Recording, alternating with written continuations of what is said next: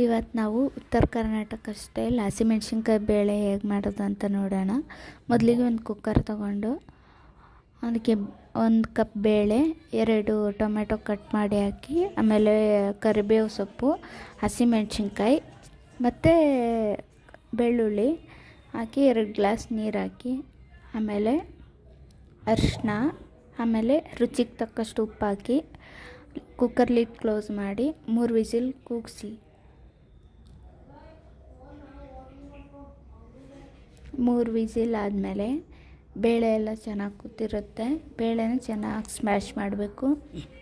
ಅದು ಹಸಿಮೆಣ್ಸಿನ್ಕಾಯಿ ಎಲ್ಲ ಚೆನ್ನಾಗಿ ಸ್ಮ್ಯಾಶ್ ಆಗಬೇಕು, ಹಂಗಾದ್ರೆ ಟೇಸ್ಟ್ ಆಗುತ್ತೆ.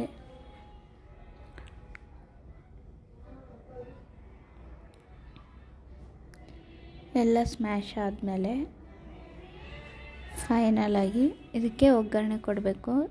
ಒಗ್ಗರಣೆದೊಂದು ಕ್ಲಿಪ್ ಹಾಕಿಲ್ಲ. ಅದು ಹೇಗೆ ಮಾಮೂಲಿ ಹೇಗೆ ಬೇಳೆ ಸಾರು ಮಾಡ್ತೀವಲ್ಲ, ಅದಕ್ಕೆ ಹೆಂಗೆ ಒಗ್ಗರಣೆ ಕೊಡ್ತೀವಿ ಆ ಥರ ಒಗ್ಗರಣೆ ಕೊಡಿ ಅಷ್ಟೆ.